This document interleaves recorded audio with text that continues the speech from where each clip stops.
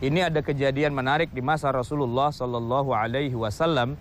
Tatkala salah seorang sahabat yang bernama Sa'ad bin Abi Waqqas, beliau datang kepada Rasulullah, dia bilang apa? Ya Rasul, saya ingin hibahkan semua harta saya di jalan Allah 100%.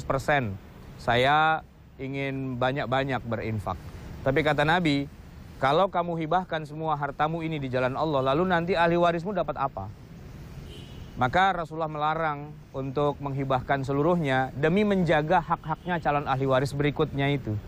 Sampai kata Sa'ad bin Abi Waqqas, kalau gitu sebagiannya saya infakkan, sebagian lagi saya sisakan buat ahli waris, separuh-separuh. Ternyata Nabi juga masih melarangnya juga. Bahkan sampai akhirnya ketemu angka sepertiga. Sepertiga itu yang diinfakkan di jalan Allah dan 2/3-nya untuk calon ahli waris. Barulah Rasulullah mengatakan ats-tsulusu was-tsulusu katsir.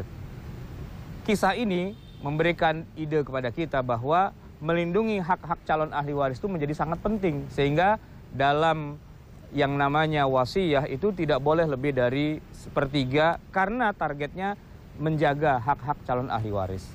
Kalau dalam kasus kita sekarang ada pembagian waris, lalu ada misalnya salah satu di antara calon penerima waris itu mengatakan, saya tidak usah dikasih juga tidak apa-apa, atau hak saya dikurangi juga nggak apa-apa.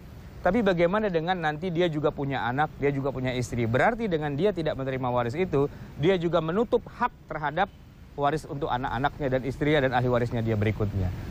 Oleh karena itu sebenarnya kalau mau dilihat secara lebih komprehensif, kenapa kita harus mengubah ketentuan Allah dengan alasannya kita sudah ikhlas?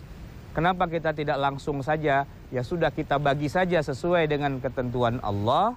Kemudian setelah itu, kalaulah misalnya kita ingin berbagi satu dengan yang lain dengan sesama ahli waris, lakukanlah sesudah pembagian waris yang sesungguhnya dilaksanakan.